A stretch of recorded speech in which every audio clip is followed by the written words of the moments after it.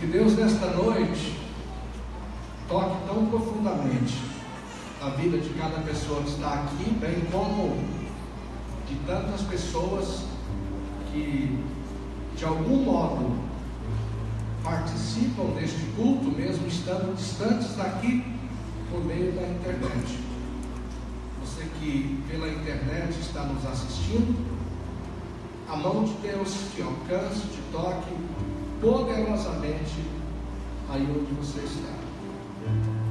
Eu vou pedir que você, por favor, abra sua Bíblia no livro de Juízes, no capítulo 2, e nós vamos ler a partir do versículo 11. Juízes 2, a partir do versículo 11.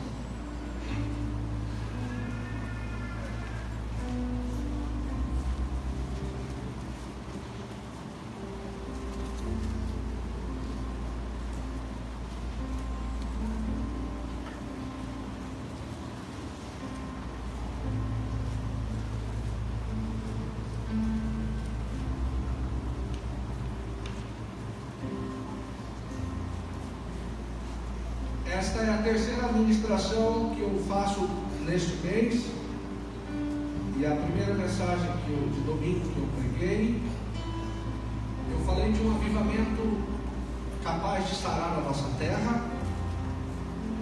A segunda ministração que fiz domingo passado, falei de um avivamento capaz de sarar os nossos relacionamentos, e hoje à noite eu quero falar com vocês de um avivamento espiritual que nos liberta dos nossos opressores. Um avivamento na relação com Deus, capaz de nos libertar dos nossos opressores. O texto que eu vou ler com vocês foi o texto de um dos devocionais que eu tive em uma dessas manhãs, esses dias passados, e eu fui muito abençoado com essa palavra. Na minha Bíblia, o título ali então no capítulo 2 é o contexto espiritual. Lá vai falar do contexto espiritual de Israel. Já tinham saído do Egito, já tinham passado o Mar Vermelho, cruzado o deserto, cruzado o Jordão, conquistado inúmeras terras. Josué foi o capitão de grandes batalhas e muitas conquistas.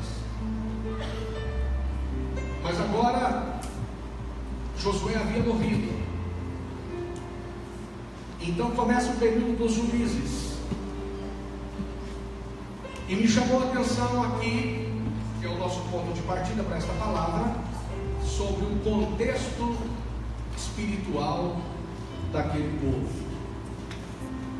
Diz assim, a partir do 11: Então fizeram os filhos de Israel o que era mal aos olhos do Senhor, e serviram aos Baalins. Isso aqui são deuses e deuses das terras onde eles viviam. Eles tinham o Deus deles, Deus verdadeiro, mas nas terras onde eles viviam, eles acabavam se entregando, cedendo e adorando aos deuses dos povos, e deixaram ao Senhor Deus de seus pais, que os tiraram da terra do Egito, e se foram após outros deuses, dentre os deuses dos povos que havia ao redor deles, e adoraram a eles, e provocaram a ira do Senhor, porquanto deixaram ao Senhor, e serviram a Baal e a Astarote. Por isso, a ira do Senhor se acendeu contra Israel e os entregou nas mãos dos espoliadores, que os despojaram, e os entregou na mão dos seus inimigos ao redor, e não puderam mais resistir diante dos seus inimigos. Olha o povo se enfraquecendo diante dos seus inimigos. Por onde quer que saíam, a mão do Senhor era contra eles para o mal, como o Senhor tinha falado e como o Senhor lhes tinha jurado, e estavam em grande aflição. E levantou o Senhor juízes que os livraram da mão dos que os despojaram, porém tão pouco ouviram aos juízes. Antes prostituíram-se após outros deuses e adoraram a eles. Depressa se desviaram do caminho. Que coisa, não? Por onde andaram seus pais, obedecendo os mandamentos do Senhor, mas eles assim não fizeram. E quando o Senhor lhes levantava juízes, o Senhor era com o juiz e os livrava da mão dos seus inimigos todos os dias daquele juiz. Porquanto o Senhor Deus se compadecia deles pelo seu gemido, por causa dos que os oprimiam e afligiam. Então está aqui um pano de fundo trazendo um contexto espiritual de Israel. Eu tenho um desejo ardente que Deus fale ao seu coração hoje à noite, de modo que daqui a alguns minutos, quando você voltar para a sua casa, você possa dizer com convicção de que Deus está fazendo uma coisa nova na sua vida. Estamos vendo um povo que tinha por prática vacilar, se desviar, padecer, sofrer muito, se lembrar de Deus, clamar a Deus, ser socorrido por Deus, um tempo depois se esquecer de Deus, vacilar, se desviar, se arrebentar, sofrer muito, perder muito, daí clamar a Deus, ser ouvido por Deus, ser socorrido por Deus, e um tempo depois se desviar, se afastar, se arrebentar, e na dor extrema clamar a Deus, e o ciclo se repete. Sabe o que faz a gente andar longe de Deus? Não andar nos seus caminhos. Qualquer pessoa que não está andando nos caminhos de Deus, você está longe de Deus. Mesmo que tenha Bíblia no porta-luvas do seu carro. Faz bastante tempo que eu aprendi algo importante. Deus nunca anda no banco do carona. Deus só anda no banco do motorista. E se Deus não está dirigindo você, eu quero te informar que Ele não está andando com você. Se Deus não está te dirigindo, Ele não está contigo. Porque Deus anda conosco quando Ele pode dirigir a nossa vida. Há muitos anos eu li uma história de uma comunidade distante, em uma região muito perigosa, onde havia muitos invasores e muitos ladrões. Por conta disso, essa comunidade fez um grande muro para se proteger dos ladrões e dos invasores. Só que atrás daquela cidade havia um rio, e este rio tinha muitos peixes. E para as pessoas da cidade irem pescar neste rio, elas precisavam ir lá no outro lado do portão de entrada, sair pelo portão, dar a volta em todo mundo, para então vir ao rio pescar. Dentro de algum tempo, os moradores da cidade, principalmente aqueles que estavam mais próximos ao muro, do fundo, começaram a achar assim: puxa, esse muro aqui está atrapalhando a gente. Nós estamos querendo pescar, mas tem que dar uma volta enorme. E alguém teve uma ideia criativa de fazer um buraco no muro próximo à sua casa, para ficar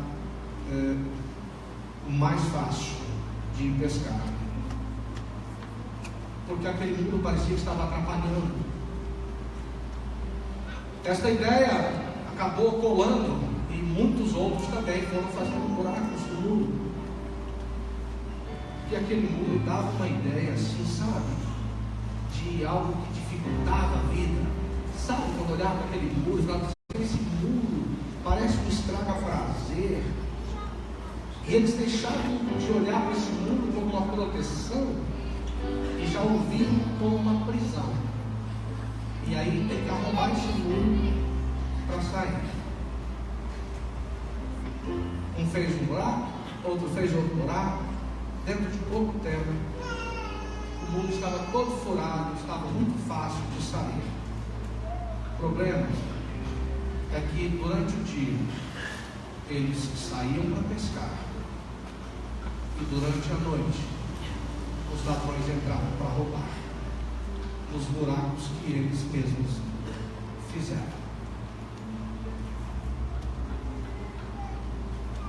O que a lei de Deus representa para você? O que a palavra de Deus representa para você? A palavra de Deus representa para você um estraga-prazer? Bíblia é para você um estraga-prazer? Acha eu pegar a Bíblia? Lascou. Ó, tem que resolver um negócio, irmão. Vamos ver o que a Bíblia diz. Bíblia. A Bíblia é para você um estraga-prazer? Ou você pode dizer como Davi: o meu prazer está na lei do Senhor. O que é a Bíblia para você? Essa semana Deus me falou uma palavra muito dura em relação à minha geração. Muito dura. Eu fiquei pensativo nessa palavra. Deus me disse assim: essa cultura de vocês acharem que tudo é negociável faz vocês pensarem que eu também sou corrupto.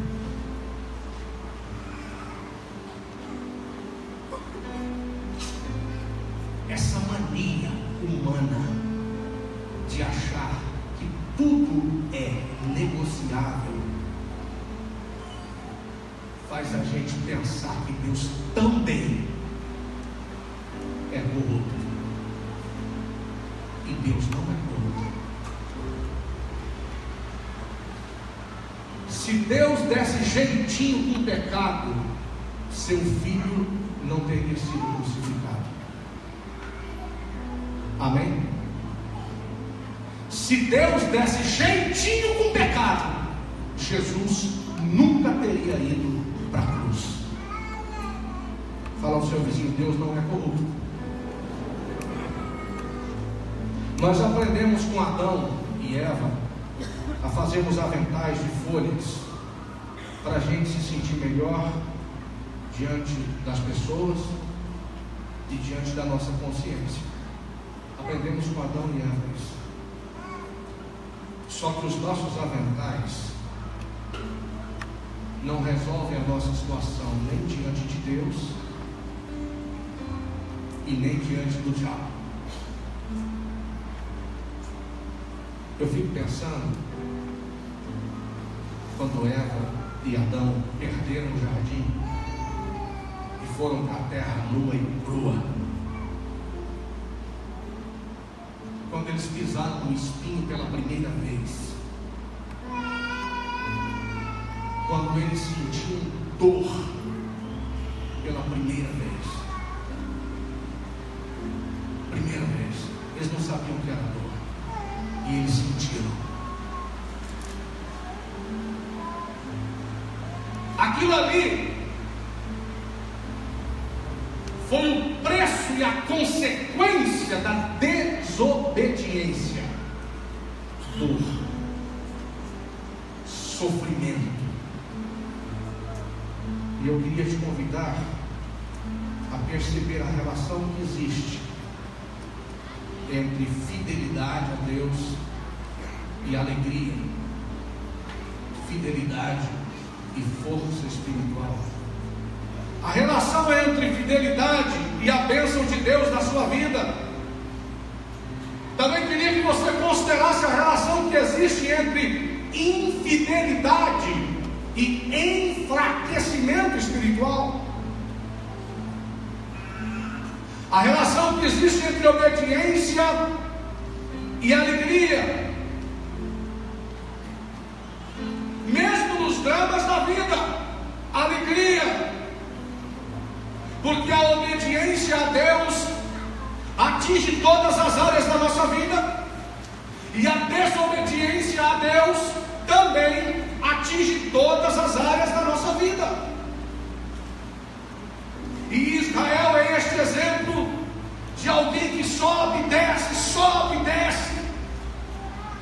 Um dia está feliz, outro dia está arrebentado. Um dia está na pior, clama a Deus, depois se esquece do que sofreu e se afasta, se desvia. Nossa nação tem mais gente desviada das igrejas do que os que estão dentro das igrejas. Período dos juízes, olha que lição de vida. O período dos juízes durou 455 anos.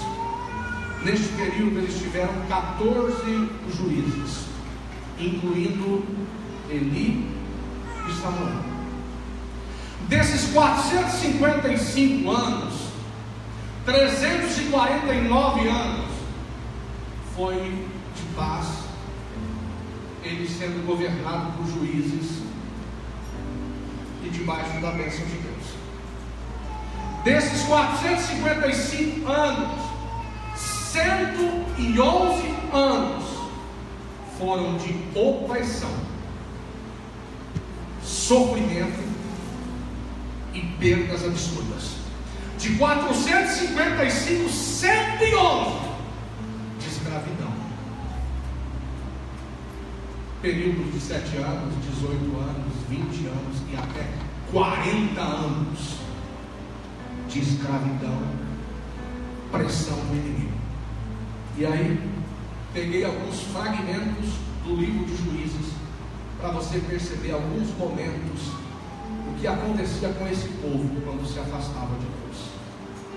Isso aqui poderá ajudar muitas pessoas que estão afastadas de Deus, que não estão sendo obedientes a Deus. Pessoas que oscilam, um dia é crente, outro dia é desviado. Um dia dá paz do Senhor com alegria, outro dia tem vergonha de dar paz do Senhor. Um dia está na casa de Deus, outro dia está no piseiro. Um dia toma santa ceia, outro dia toma cachaça. Um dia chora na presença de Deus, outro dia chora no boteco, falando besteira. Você está entendendo? Alguns fragmentos, começando por Juízes 3, 12 ao 14, que diz: Juízes 3, 12 ao 14. Porém os filhos de Israel tornaram a fazer o que era mal, tornaram, mais uma desviada, o que era mal aos olhos do Senhor.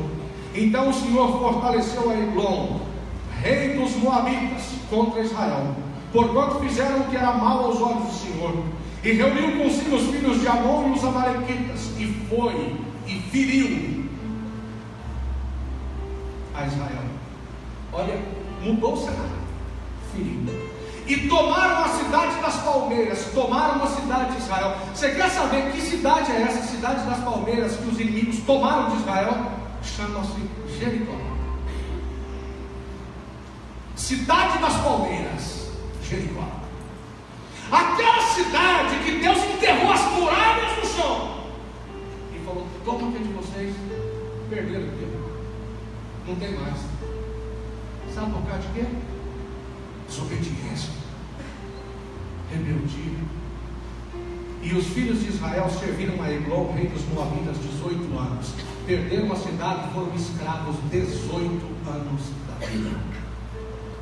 Sabe o que eu aprendi? nesses períodos de desobediência, às vezes perdemos grandes bênçãos e conquistas dos tempos de obediência. Você foi obediente 20 anos, e aí você entra em 5 anos de desobediência, Satanás entra na sua família, faz um regaço, e você perde tudo que você fez com 20 anos de obediência a Deus. Devastação. Israel perdia tudo que tinha conquistado com a bênção de Deus. Esses períodos de desobediência são fases de duras perdas, e algumas dessas perdas são irreparáveis. Guarde isso aqui, algumas dessas perdas são irreparáveis.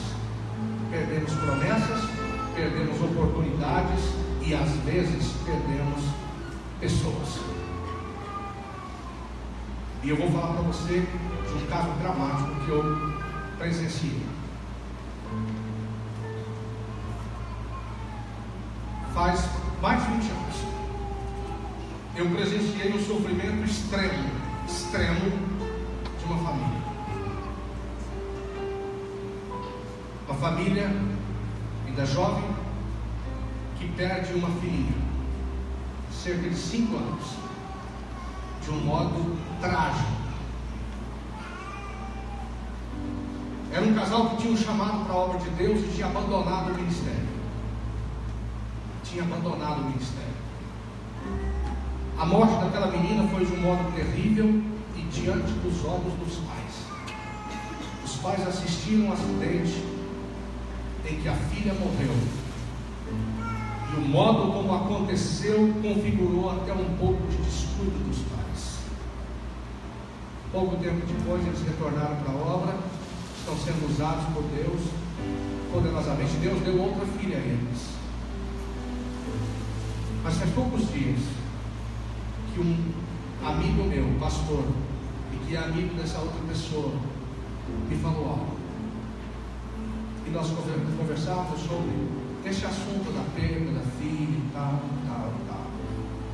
E ele me disse assim: pastor, naquela época eu estava em Porto Velho e Deus falou comigo: vai lá em Rio de Moura, vai lá no sítio e diga a eles, reúna a família em volta da mesa e diga a eles: voltem e cumpram o chamado, porque senão o diabo vai entrar nessa casa e vai tirar alguém que vocês amam tanto, e essa pessoa que o diabo vai tirar está em volta dessa mesa conosco.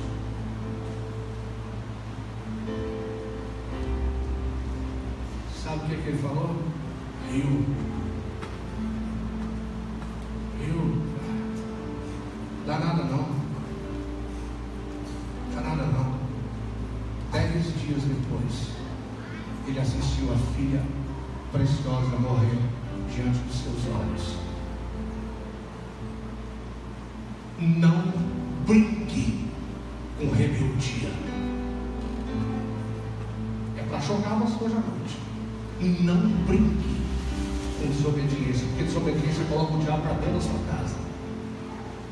E aí, irmão, não sei o que vai dar. Juízes capítulo 6, do 1 ao 6 diz: olha, outro fragmento. Porém, os filhos de Israel fizeram o que era mal. Olha só, Juízes 6, de novo. Fizeram o que era mal aos olhos do Senhor. E o Senhor os deu nas mãos dos midianitas por 7 anos. O Senhor entregou. É desobediência, então fica nas mãos deles. E prevaleceram a mão dos midianitas sobre Israel. Fizeram os filhos de Israel para si, por causa dos midianitas, algumas covas nos montes e cavernas, porque eles tinham que esconder o que eles produziam, porque os inimigos levavam tudo. Porque sucedia que, semeando Israel, os midianitas e os amalequitas e também os do Oriente contra eles subiam e punham-se contra eles em campo. E olha o que diz: e destruíam os frutos da terra até chegar a Gaza, e não deixavam mantimento. Gente, não deixava nem o que comer. Mantimento em Israel, nem ovelha, nem bois, nem jumentos. Porque subiam com o seu gado e tendas, e vinham como gafanhotos, em grande multidão que não se podia contar, nem a eles, nem aos seus camelos, e entravam na terra para destruir. Assim Israel empobreceu muito. Olha isso aqui. Assim Israel empobreceu muito pela presença dos midianitas. Então os filhos de Israel clamaram ao Senhor. O que é isso? Perderam, saqueados, roubados, empobrecidos, arruinados. Aí eles se lembram de Deus. Ô, gente, com toda sinceridade, só tem gente inteligente aqui. Você acha que vale a pena esperar tanto assim mesmo? Para ser obediente a Deus? E para algumas pessoas nessa noite, Deus está falando diretamente assim: você está esperando acontecer mais o que na sua vida? Mais o que para você ser fiel? Juízes capítulo 13, outro fragmento, verso 1 diz: e os filhos de Israel tornaram a fazer o que era mal aos olhos do Senhor, e o Senhor os entregou na mão dos filisteus por 40 anos. 40 anos nas mãos do inimigo. Sabe por causa de quê? E os filhos de Israel tornaram a fazer o que era mal. Deus está nos chamando dessa noite para sermos fiéis. Fiéis em tudo. Fiéis, inclusive nas pequenas coisas. Ser fiel e viver o cuidado de Deus, e viver a provisão de Deus. Porque nós somos uma geração de pessoas tão bacanas e sociais. É muito social. Inclusive crente bacana, ele é tão bacana e ele é tão social que se tornou um mundano. Você entendeu? Ele é bacana demais. Pensa num crente bacana. Ele é tão bacana, ele é tão social que ele é um mundano. E aí nós temos atitudes que fazem de nós pessoas assim tão descoladas, só que espiritualmente empobrecidos, muito descolado, muito moderninho, mas sem poder espiritual. Algumas pessoas são tão sociais e modernas, tão sociais e tão modernas, que elas nem conseguem dizer não a um copo de cerveja que um amigo oferece, porque ele é bacana demais, ele é descolado demais, ele é social demais, e depois ele nunca vai poder falar de Jesus para esse amigo. Pessoas tão sociais e tão modernas, que são incapazes de deixar a roda dos escarnecedores quando a conversa fica podre e maligna. Não, o que vão pensar? O que vão achar? Irmão, pergunta o que Deus acha de você na roda dos escarnecedores. Pergunta o que Deus está achando da sua atitude. Essa é a pergunta mais inteligente. Por favor, fique de pé.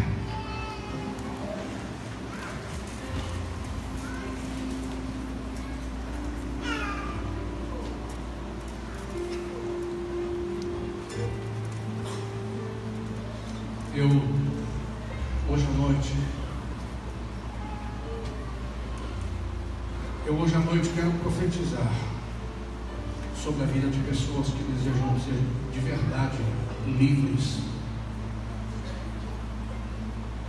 da opressão do inimigo. Eu quero clamar a Deus em favor de pessoas que querem deixar de ser escravas da liberdade. Escravas da liberdade. Com essa teoria, pensa muito no que eu vou te falar agora. Pensa muito. Com essa teoria de você fazer o que quer, você fez o que não deveria ter feito. É uma teoria de ser livre, você faz o que quer. Aí você fez o que não deveria fazer. Você foi onde não deveria ter ido. Você pisou onde não deveria ter pisado. Você se sentiu livre, inclusive para pisar na terra do inimigo. O problema é que agora o inimigo está pisando na sua terra também. Você pisou lá, e ele também está pisando na sua terra. Você pisou no território do inimigo, e agora ele está pisando no seu território. E aí as coisas ficam difíceis. Ficam muito difíceis. Existem pessoas aqui que já perderam coisas demais, sabia? Você já chorou mais do que devia ter chorado. Você está enterrando mais do que semeando. Você está enterrando mais do que semeando.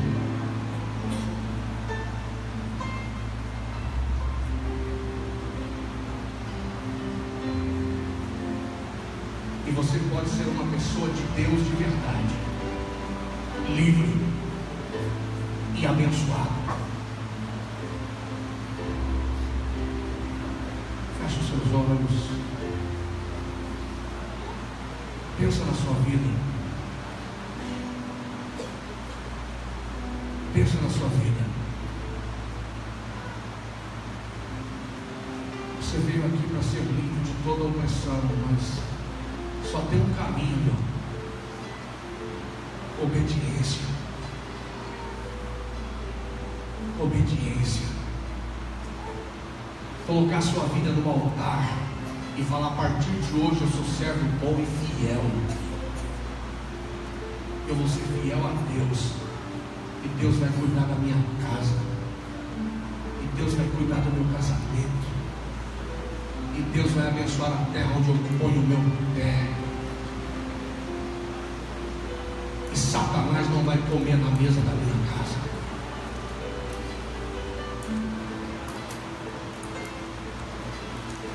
Se existem pessoas nesta noite que percebem que precisam fazer um pacto de obediência a Deus. Israel fez inúmeras vezes, se perdia e voltava, se perdia e voltava, se perdia e voltava. Talvez você já cansou desse negócio de sair e voltar, e você fala: eu quero voltar para nunca mais sair. Eu quero me entregar para ser abençoado para o resto da minha vida.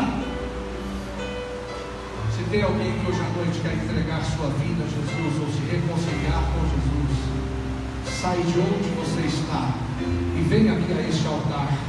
Esse primeiro momento é para você.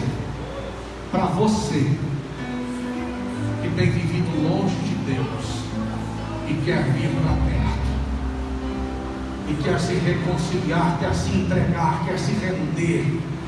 E o Espírito Santo já disse para você: você já perdeu demais. Para de insistir. Para de insistir. E se dobre diante de Deus. E se dobre diante de Deus. Que Deus vai te socorrer. Deus vai te socorrer. Onde estão as pessoas que hoje à noite vão entregar a vida a Jesus? Onde estão as pessoas que hoje à noite vão se render e dizer: o tempo da desobediência na minha vida acabou. O tempo de ficar longe acabou, porque a partir de agora eu vou obedecer a Deus. Agora, especificamente para quem quer entregar a vida a Jesus ou se reconciliar com Ele. Você que não fez essa decisão publicamente, saia de onde você está e venha a este altar. Eu estou convidando você que quer fazer essa decisão hoje.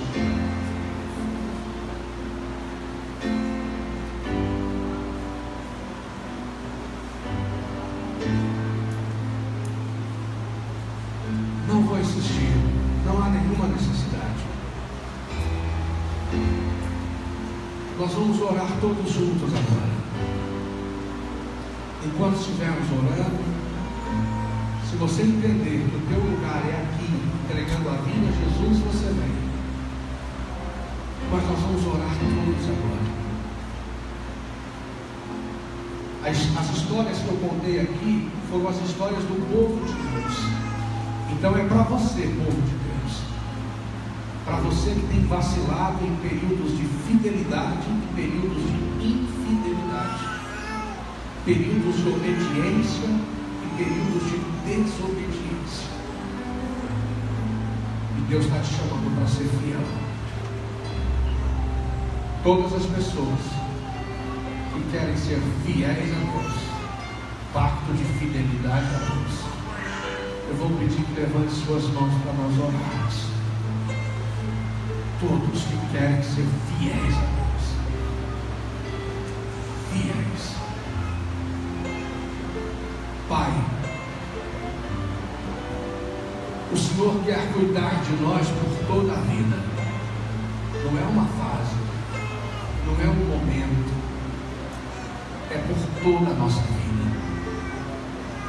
Nós não queremos viver como Israel, um período de bênção e um período de maldição, um período produzindo, colhendo e comendo, e outro período vivendo de escravo. Deus,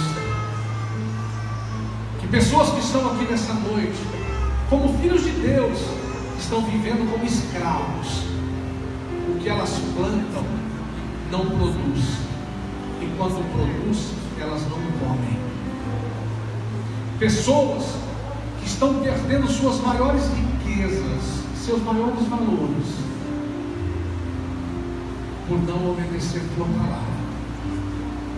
Em nome de Jesus, em nome de Jesus, que tenha uma atitude de arrependimento hoje, e assim como Israel, se volte para ti, e que comece um novo tempo do teu cuidado, da tua provisão, do teu milagre, e que esse tempo não se encerre jamais, jamais, jamais. No nome de Jesus. Você quer dizer para Deus: Deus, serei fiel a ti. Diga aí com a sua boca: Senhor, eu serei fiel.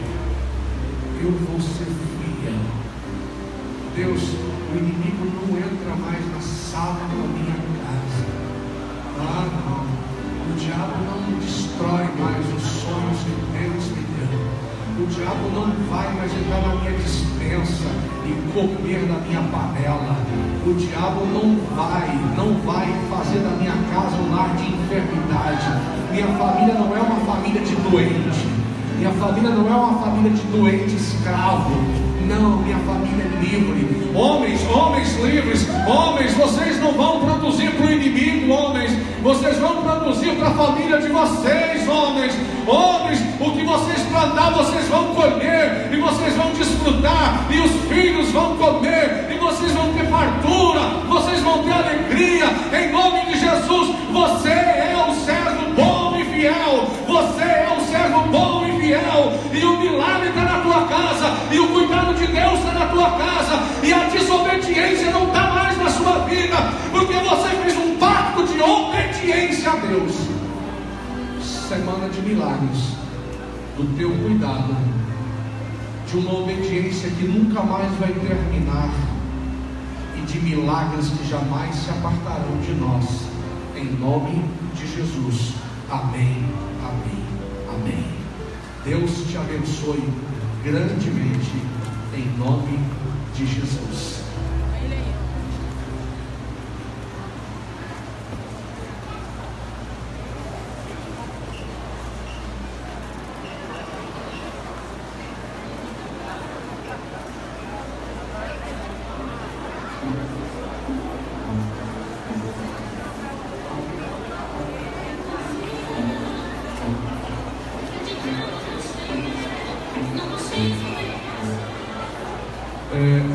Pessoal do Cojar, da inscrição e dos acertos do salão social, por favor, por conta da chuva, não deixe para amanhã, por favor.